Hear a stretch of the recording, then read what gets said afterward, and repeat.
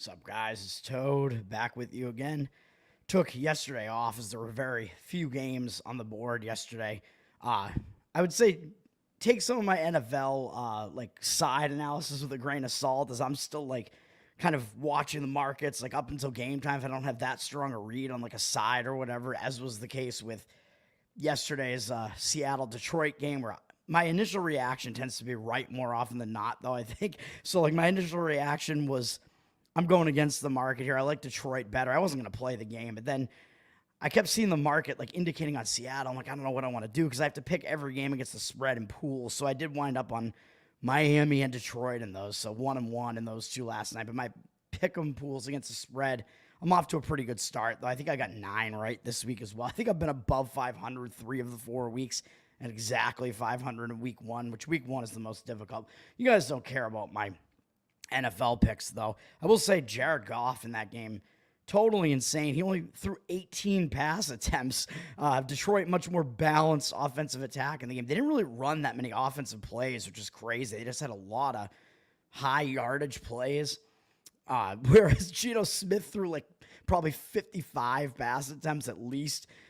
Very imbalanced attack from Seattle, and that one is they were playing catch up the whole game, really, anyway. But Jared Goff did not even throw an incompletion in the game. I don't know how many times you're going to see that. He only threw 18 pass attempts, but every one of them was completed, and he had more touchdown receptions in the game than incompletions.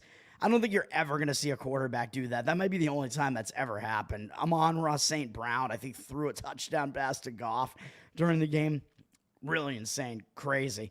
There were some bad reffing calls late in that game. I was watching the later parts of that game. I don't even know what's going on here, man, but whatever. We're here to talk about Major League Baseball, man. It is officially baseball postseason, and fittingly, it is the first day of October at the same time. So I actually have 2 baseball plays in these 4 games today. You got to start looking at situations. I think the matchups actually kind of become more important. I tend to be able to focus a little bit more when it comes to postseason.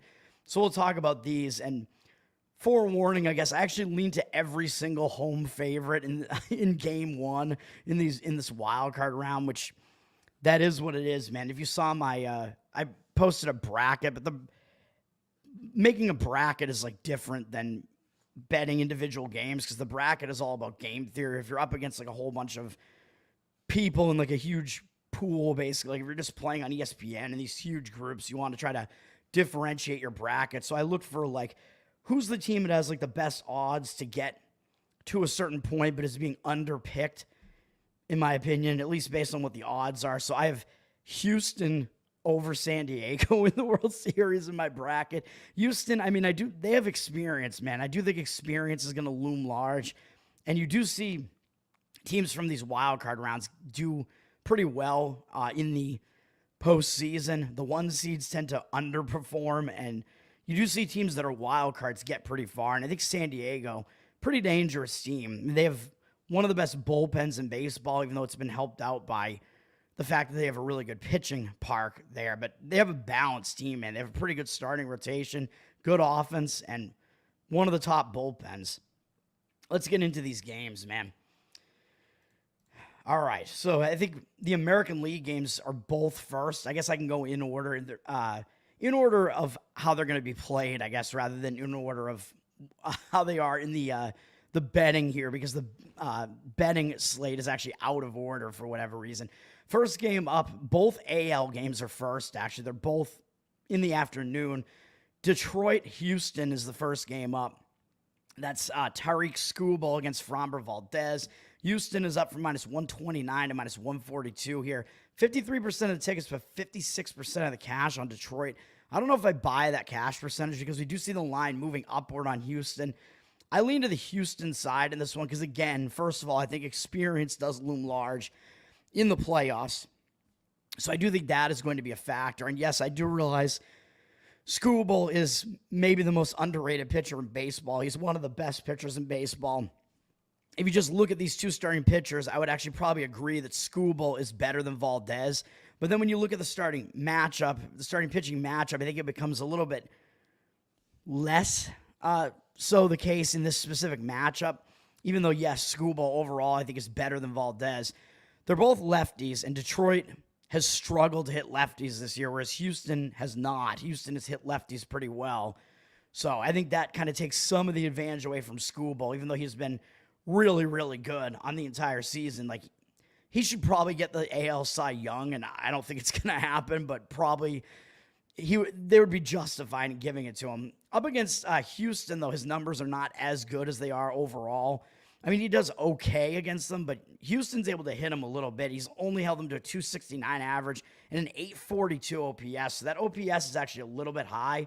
So Skubal actually has not done really as well against Valdez. Valdez also has really, really good numbers this year, man. They both have ERAs under 3, so we're looking at a pitching matchup that is not lopsided one way or the other. I think it's pretty close, actually. Valdez has the better numbers against Detroit in 65 at-bats, holding them to a 262 average, 684 OPS. So that OPS is significantly lower for Valdez. So I think he does have the pitching edge a little bit. Skubal's was what was the sample size? Let me see.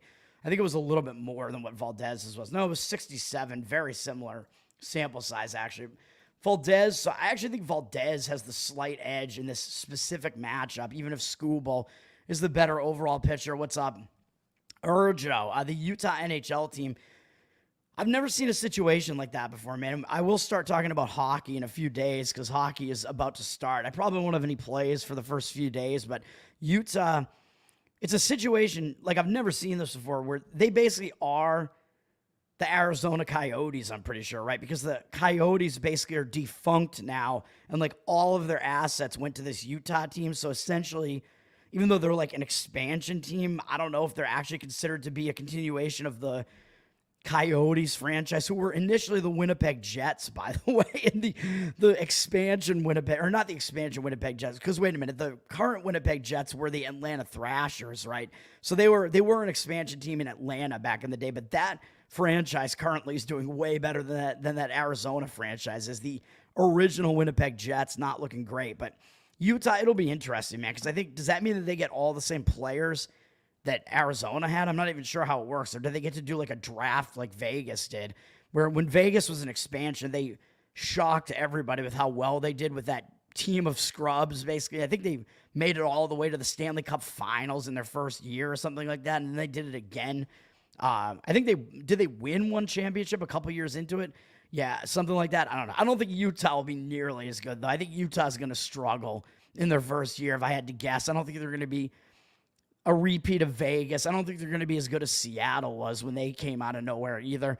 It's the nature of this. And if they're a continuation of Arizona, how good could they really be? But hopefully they get more of an audience there in Utah. I don't know if they will, to be honest. Utah, I mean, I don't know how really avid sports fans they are there. I'm not really sure. I know they have the Utah Jazz there, and the Jazz have been there for a long time, and they do draw, but we will see. So back to this Houston-Detroit game. Like I said, I think Houston does have a number of edges here. I think they actually do have the slight edge in the pitching matchup. I'm not betting on this one, but if I were, I think Houston full game would probably be the better way to look, because I think Valdez has a slight edge, but I think Houston has more of an edge with their bullpen. I think they have the better bullpen. They have the better offense. So I think you want to take this full game just to get the full advantage out of Houston in this one. And, of course, like I said, they have the experience. They know how to win in October. They know how to win close games. A lot of these guys have been here and done this multiple times before. So Houston would be the way I would look there, even though, yeah, Detroit's going to be excited. They haven't been in the playoffs for like a decade. So you're looking at a team that's a bunch of guys who have not been to the playoffs. So I like Houston in that one. And as far as the total, I mean, the market is indicating on a lot of unders here. You see 50% of the tickets evenly split and 59% of the cash is on the under in this one. But you're looking at a low total here from 6.5 down to 6. Juice to the over. You're not going to catch me taking an under if I can't get at least 7, or I have to pay too much to push it up to 7. But it's expected to be a pretty low-scoring game. But with the total so low, I would not want to do that, even though I think both starting pitchers are good enough that it does justify the total being that low. But again, I mean, these pitchers don't totally dominate these opposing hitters either. Like, Skubal does get hit a little bit by Houston, more so than Valdez does by Detroit. So you could see this game go over with the total be so low. So I think it's dangerous to play the under there. I don't want to do it. The market is also indicating on the under in Kansas City, Baltimore, more so than it is in the other game, even though this is still sitting at 7, but heavily juiced to the under. 52% of the tickets, but 67% of the cash on the under. I think I prefer the under in this one to the other one because I think Kansas City's offense is the most questionable offense that we have left, besides maybe Atlanta, to be honest. Kansas City, I mean, they have been awful at hitting for the last month or so. This is a situation where is Kansas City going to is it going to be a clean slate for them? And are we going to see them actually start playing better? Or is what we saw the last couple of months an indicator of what we're actually going to see out of them? Because Kansas City was in the wild card race, man. They had a bunch of basically must-win games, and they still weren't winning. And they basically just fell into the playoffs because, my Boston Red Sox and Seattle and whoever these other teams were that were on the verge of potentially getting in, Tampa, even none of those teams could do it, and they all sucked down the stretch as well. So Kansas City kind of has defaulted into the playoffs. So does that mean that Kansas City might be a little bit of an overvalued commodity? Maybe, because we do see that Baltimore is actually heavily public here, whereas Detroit actually looks like they're getting a little bit of the public action in that Detroit-Houston game because the public likes Skubal better than Valdez. But as I'm saying, I think that the public is getting that one a little bit wrong. I think the public's going to come in on Detroit thinking, oh, I get to get plus money on Skubal here. Let's do this. But because I think it's a really close matchup. It is pretty close, but I think the public might be getting that one wrong. I think the public might be getting Baltimore correct. I just don't see that much of an advantage for Kansas City here. Oh, and I actually have a play on this game. But I'm getting a little bit creative on this one because I think the edge in this one is the starting pitching matchup, even though, yes, it does mean I'm going against Cole Reagans. I'm taking Baltimore -0.5 run, which the price on this was all over the place. I found it at plus 102 in the first 5 innings. So that's what I'm doing rather than taking this full game because I don't trust either of these bullpens. I don't trust Baltimore's bullpen really at all. I think Baltimore's bullpen is probably the worst of the two bullpens. Kansas City's I don't think is very good either. So I'm taking a full game here, although Baltimore, I mean, you can get a decent price on the money line for full game, too. And the first 5 inning money line is around the same. Baltimore up from -150 to -153. 81% of tickets, but 93% of the cash. You do see that the first 5 inning money line, some books do have it in the 160s on Baltimore. So the books are kind of telling you that maybe Baltimore does have a slight edge with the starting pitching matchup more so, even though on the surface, it looks like it's going to be a pitching duel, and I did say I agree with the under in this one, but because I don't trust either bullpen, I can't come in on the under in this one either. You could look maybe first 5 inning under, but you're probably looking at taking under 3, maybe 3.5 with a pretty expensive price to take that under with this starting pitching matchup. I wouldn't want to do that either, though, because the starting pitching matchup I actually think is in favor of Baltimore. Cole Reagans, I know he's Kansas City's ace. He's had really good numbers this year. He's put up really good numbers. Kansas City, though, I will point out, overall, they have really struggled on the road this season. And, of course, they're on the road here. Kansas City, they have not been playing well in these high-pressure situations down the stretch. Like I said, in these must-win games, they still have not been showing up. Their offense hasn't been showing up. And I know that Kansas City, before that stretch, they had one of the best run differentials in baseball. I think maybe second to just the Yankees in the American League and maybe in all of baseball, because I think Milwaukee's is actually really high too, which I'll talk about Milwaukee in a second. But Kansas City, they've been a really good home team. They've had one of the worst home-road dichotomies in baseball as well, where they play much, much better at home. They have a much better home record. Their road record might be the worst out of all the playoff teams. It was one of the worst in baseball, really. Kansas City doesn't do as well on the road. Cole Reagans, though, first of all, he is a lefty, and Baltimore actually hits lefties fairly well this season. So Houston and Baltimore both hit lefties pretty well, and they're both up against a lefty here. And what we'll see in a minute, Cole Reagans, yes, I know, really good ERA in the low 3s, 1.14 whip on the season. He put together a really nice season as well.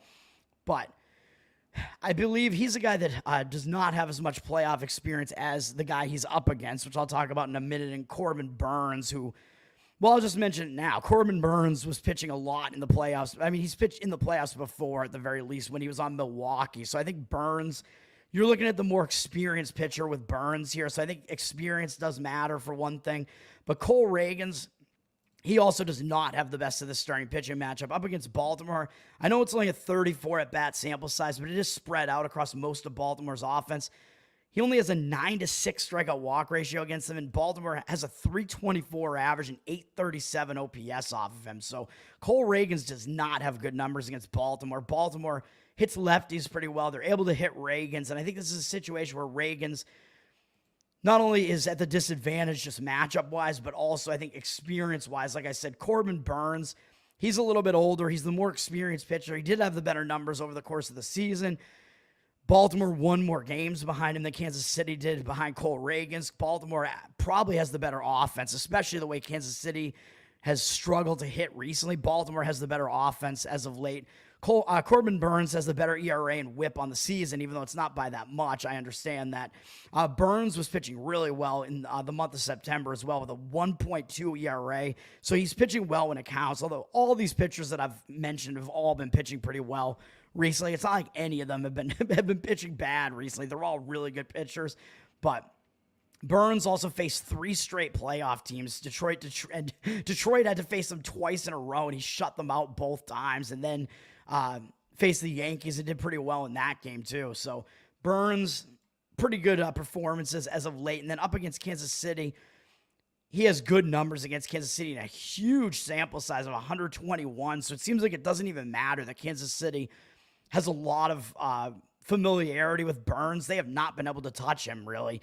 He's got a 30-3 strikeout walk ratio against him. He's held him to a 231 batting average and 595 OPS. So Burns has really good numbers despite a large sample size and a lot of familiarity there. Burns has done really well against this Kansas City lineup. So I'm taking the bullpens out of the equation in that one. I am taking the Baltimore Orioles minus half a run in the first 5 innings, plus 102. That's my first play.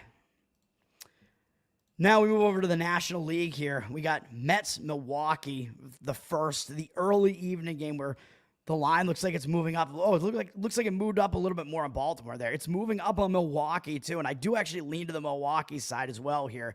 I mentioned I like all of the home favorites in this first game here. Peralta is the pitcher here up against Severino for the Mets. Peralta from Milwaukee. Milwaukee's up from minus 127 to minus 139. 63% of the tickets, but 77% of the cash on Milwaukee. So it looks like more of the cash is on Milwaukee. We see a cash discrepancy on Baltimore and on Milwaukee, and we don't see one on Houston, actually, but I do think Houston's kind of an anti-public favorite there, so I lean to the Houston side as well. This one, the total is sitting a little bit higher. It's 7.5 juice to the under. Still a big market discrepancy on the under here, too. 61% of the tickets, 61% of the tickets on the over, 70% of the cash on the under. I think the under is a little bit dangerous in this one, man. I mean, these two offenses can hit, and I think these starting pitchers are maybe a little bit less trustworthy than they are in some of these other matchups, but you won't see me playing this over either, with the public being on the over, and it looks like the cash coming in on the under. I mean, these starting pitchers are not that bad, even though they might be the least of the starting pitchers in all these matchups, besides undecided for Atlanta, that's the game I'm going to have a play on. Gee, I wonder what my play is going to be in that game. Severino, 3.91 ERA, so still below 4, but the highest ERA that we've talked about so far. 1.24 whip, also the highest whip out of all these starting pitchers. So he's a little bit less trustworthy, I think, even though he put together a decent recent month, a little bit less so than these other guys. He's less dominant than these other guys that we've talked about at the very least. And last season, he really didn't do well. I've mentioned Severino. I mean, if he's considered to be the Mets' game one starter and he's considered to be their ace, I think the Mets' starting pitching has some issues, man. I mean, they can hit. Their offense is good. So that's the other thing about this matchup, where both these offenses are pretty good. I think both of these teams have worse pitching rotations than their offenses are, so these teams are better at hitting than pitching. Severino did not have a good season the last couple of seasons, really, and he turned it around this season with much better numbers, but his strikeout rate also dipped, which is weird. So I don't know what the deal was there, how he started pitching more effectively. Maybe he was just taking something off his fastball, and that actually worked better for whatever reason. Up against the Milwaukee Brewers, he does not do very well, actually. Well, kind of a mix, but his strikeout walk ratio is good, but the rest of his numbers are not. In 45 at bats worth, so not a huge sample size, but a decent size. 16-2 strikeout walk ratio looks good, but Milwaukee, it's 333 off him with a 953 OPS. So Milwaukee is able to hit Severino. They are able to get to him. So I don't really think that he has the edge in the starting pitching matchup. Milwaukee does play better at home as well. Milwaukee has one of the better home records in baseball as well. So Milwaukee's dangerous at home. And of course, you know that, as I keep mentioning, when you're on the road at Milwaukee, you have to stay in that haunted hotel, which is something that seems to affect some of these road teams a little bit. Maybe that helps Milwaukee's home record. Maybe that's part of the reason why, man. And we're getting into spooky season here in October. You want to be in a haunted hotel during the baseball playoffs up against Milwaukee? Probably not. The Mets, I think they're also at a disadvantage because what did they do yesterday, which I think is going to be more of a factor with Atlanta. The Mets played a doubleheader yesterday, but I think it's a little bit less bad for the Mets than it is for Atlanta because the Mets, they won the first game, even though it was a dramatic finish where Schwellenbach, I mentioned I liked Atlanta in that first game yesterday, and Schwellenbach did really well, and I think they maybe pulled him too early because Atlanta's bullpen blew the game, man. Schwellenbach had the lead. Atlanta was winning deep into the game, and then the Atlanta bullpen totally imploded, and it became a crazy, chaotic last couple of innings there, and the Mets wound up winning the game, scoring, I think, 6 runs in the 8th inning or something like that. I don't remember what it was, but the Mets wound up putting together a bunch of hits, getting a bunch of runs right near the end there. Dramatic win, which put the Mets into the playoffs. But then what that meant was the Mets could take their foot off the gas in game 2. And we saw that that was going to be the case,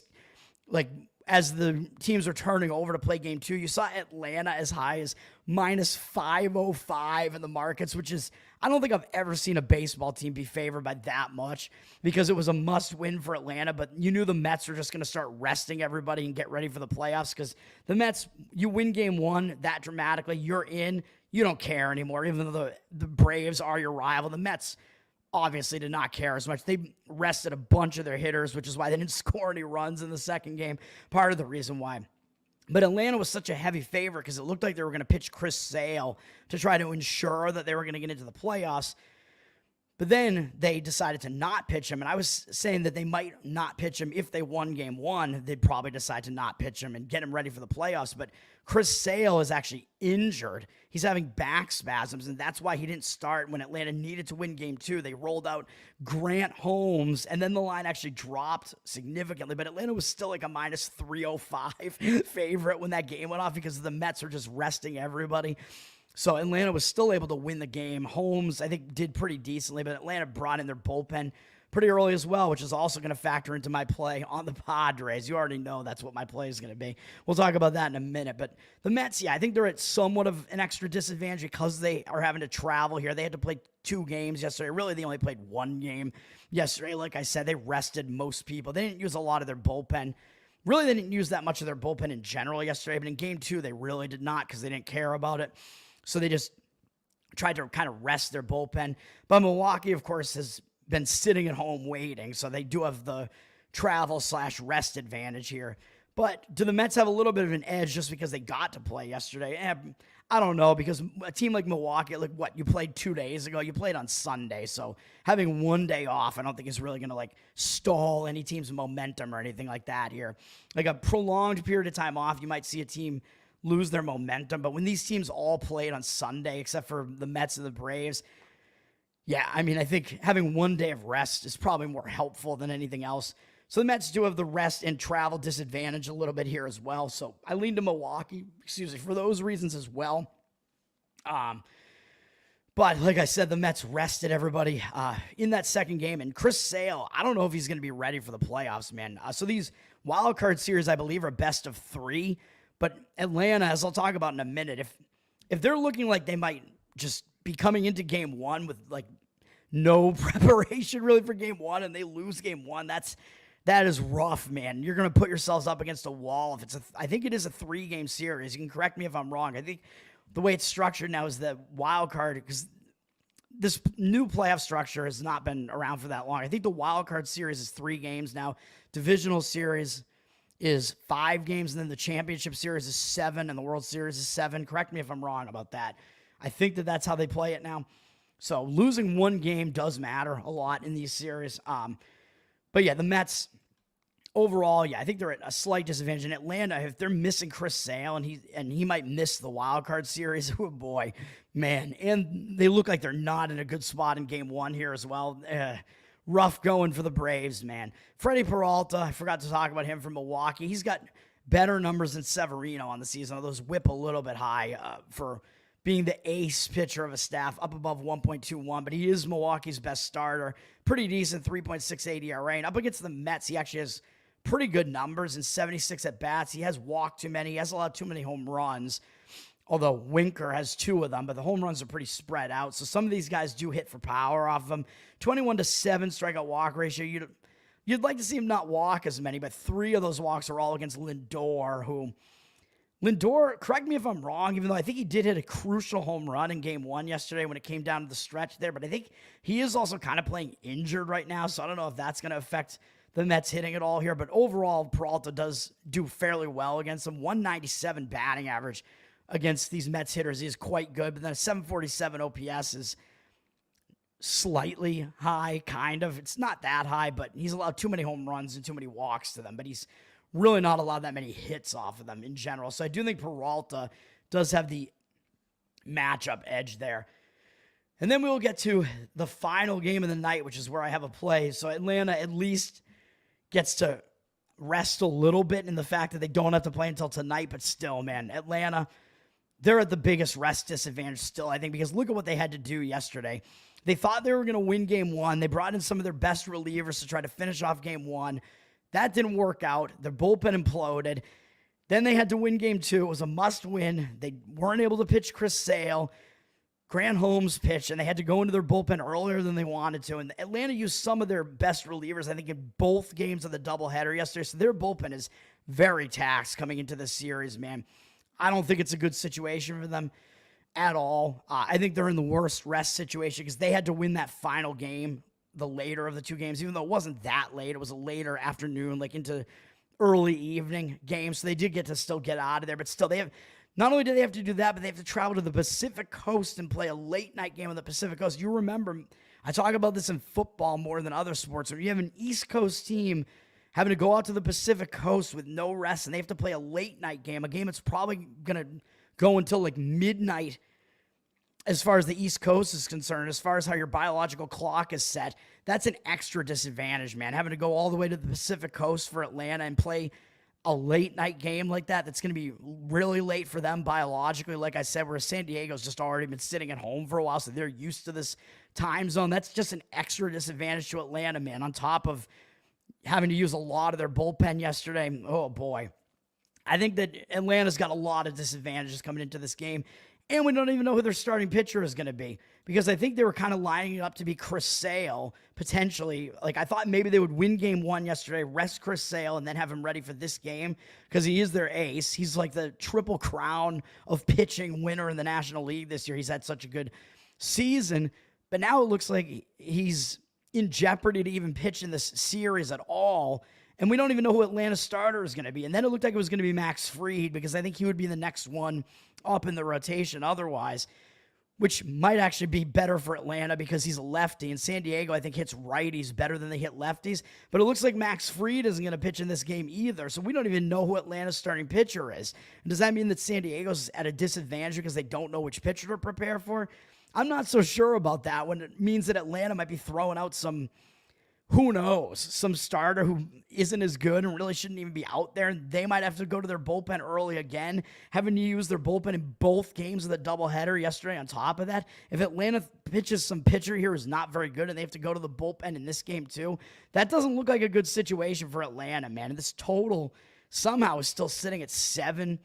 Juice to the under, although it's ticked up a little bit with less juice on the under. I don't see percentages on either the total or the side on this, but yeah, I mean, it is a pitcher's park, so I understand that there are a lot of low-scoring games played at San Diego, but San Diego does put up pretty good offensive numbers at home, and with Atlanta's pitching very much in question here, yeah, you're not going to find me on an under in this one, even though Michael King on the other side is a pretty good pitcher and a pretty stable pitcher. That's obviously why I'm taking the San Diego side here, man. This is a full game play on San Diego. This is a split bet. San Diego -1.5 on the run line, +155. The other half of the bet on the money line, -162. Unfortunately, I didn't get it when it was down at 140. It's gone up from -140 to -165. I think because of all the uncertainty with Atlanta. I think it was 140, I think, when it looked like Max Fried was probably going to be the starter, and now he is not listed as a starter. I mean, I guess it's still possible that they decide that it will be him, but it seems like it's not going to be him. So I don't know what's going on there, really. But again, when you have a money line that's up a little bit higher like this, I mean, in the playoffs, you do get money lines that are a little bit higher. And I think it makes a little bit more sense to play higher money line favorites in the playoffs. I do understand that the money line might make more sense here because you just need them to win the game, but it's at such a high price, and I think there is such an edge for San Diego here, even though it is expected to be a lower scoring game. I think the run line full game does actually make sense in this one. Well, to split the bets, you're basically making a -1 run line out of it. So basically, if San Diego does happen to win by exactly 1, if you set your bet up the way that I did, you'll actually win slightly. And if you find a -1 run line out there, it'll push. So that's just, I mean, that's not a horrible situation for that. Like, you'll either win slightly or push if San Diego happens to win by 1 run. So, and you'll lose basically just your regular bet amount if they don't win the game. So I think it's a fine way to structure the bet. You're not actually putting the whole thing on the money line there, even though I'm also not sure that I really mind that either. Like, I don't think the price is that bad to do that either on the San Diego Padres here. So I like the Padres in this one, man. I mean, we don't have any pitcher to even talk about here for Atlanta, but I already talked about the situation that they're in as far as their pitching is concerned. I don't think it's great, and whoever it's going to be is up against Michael King, who he might not even be San Diego's best starter, man. San Diego, like I said, they have a pretty well-rounded starting pitching rotation with King and then Dylan Cease, who's really a good pitcher as well, and they got, well, Yu Darvish. I mean, he's way older now, but I mean, he is a guy that has a lot of experience, so he's not a guy that I would say is detrimental to your pitching rotation when it comes to playoff time.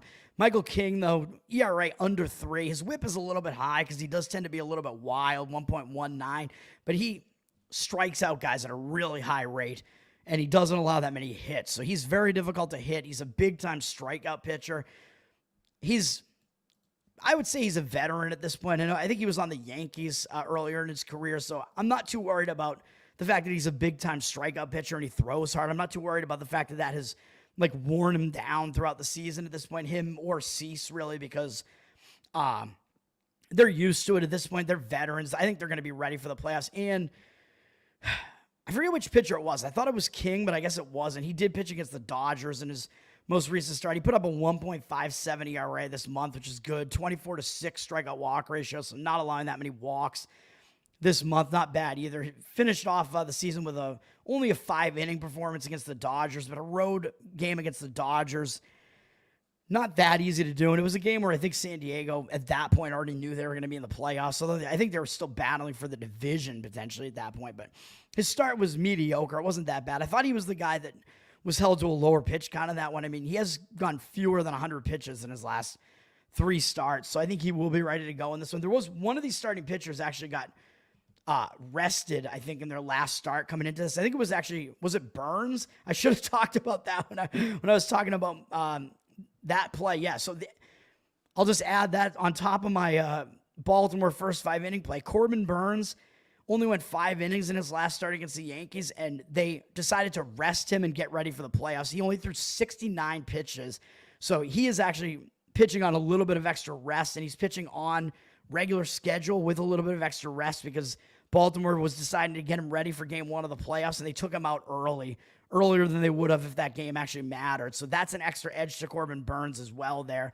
The fact that he only threw 69 pitches and they were able to rest him and take him out of the game there. So he has a little bit of rest there too. So that's Corbin Burns there. Michael King, that's not the case with him. I thought it might be. It's not. But still, Michael King, look at his numbers against the Atlanta Braves, man. Even though the Braves do have a pretty good hitting lineup, but that's been less the case with all these injuries the Braves are dealing with, man. Acuna is obviously not back. The Braves offense has some question marks surrounding it right now. And you look at this, the Braves, look at this, man. The Braves only have one hitter on their entire team who has a hit off of not only who has a hit, but they only have one guy who has ever reached base against Michael King before. In 28 at-bats, Whit Merrifield is the only one who's reached base off of him ever. He has not walked any of them ever, even though I understand it's a small sample size of 28. But he's held him to a 3 for 28 clip, and Merrifield has all 3 of those hits. So everybody else on the Braves' entire team, none of them have ever reached base against Michael King before. That's completely insane. He has an 8.0 strikeout walk ratio against him. He's held him to a 107 batting average, 286 OPS. I'm not saying he's going to come out and completely dominate, but the matchup numbers here, they look pretty good for King against these Braves hitters. Let's just put it that way. I don't think I've ever seen something like this where you have a sample size, even though 28's not big, but a sample size that's in that range, like in that size range there, around almost 30 at-bats worth, and only one guy out of that entire roster has ever reached base against the guy when he's faced basically all of their hitters at least once before. I don't think I've ever seen anything like that before. Then, as I already pointed out before, San Diego, I think they might actually have the better offense out of these two teams at this point because Atlanta's hitting is so injured and has been such a question mark. And these hitters are not going to be that well rested because they had to play in both games yesterday because Atlanta needed to win the second game yesterday to get in. So rest disadvantage there as well. And San Diego has the better bullpen, in my opinion, especially rest-wise. San Diego's bullpen, obviously San Diego didn't play yesterday, so their bullpen should be basically completely ready to go, whereas Atlanta had to use their bullpen in 2 games yesterday to get 1 win out of it yesterday and use some of their best relievers yesterday. So San Diego, I think, might have the better bullpen anyway. Their bullpen's one of the best in baseball, and with the added rest edge there, I think basically every edge in this game goes to San Diego, man, and that's rough if Atlanta doesn't even know who their starter is going to be here, and this is a 3-game series, and you're looking like a giant question mark in game 1. That's not great, man. So I do have 2 baseball plays here. It's playoff time, baby. Baltimore, first 5-inning play, -0.5 run at +102. And San Diego, -1.5. San Diego is a split bet, half on the -1.5 run line at +155. The other half, money line, -162. Let's get it. I got to get back into the black, man, because after the football weekend, which was a slight losing weekend, I just had reached the point where I was having a winning year again, and then I dropped slightly below it again with the football weekend. So let's get back on track again, and let's get some wins, and I'll be back with more playoff baseball, of course, every day while the playoffs go on throughout October. Hockey's about to start. Basketball starts, I think, late this month, and we'll have football continuing, obviously. Thanks for hanging out, guys. All you guys who have been in the chat and just watching. Peace out, guys. Thanks for hanging out. As I said, I'm Tower Gang Toad. You can follow me on Twitter, X, and follow the Tower Gang Podcast, of course. The most hilarious podcast on the planet. We'll be with you. I'll be back on the show tomorrow night. Wednesday nights, every Wednesday, 9-11 p.m. You'll find us on all the things. We are the most hilarious offensive comedy podcast that there is, and you can subscribe to our Patreon, patreon.com/TowerGang. Throw us some support, and you get extra content, man. You get live pre-shows, post-shows, just all this extra content, and hang out with us in a Telegram, man. Let's have some fun watching these games, and let's make some money while we're at it. How about that? Have a good one, man. Peace out. Cole's going to kill me, by the way.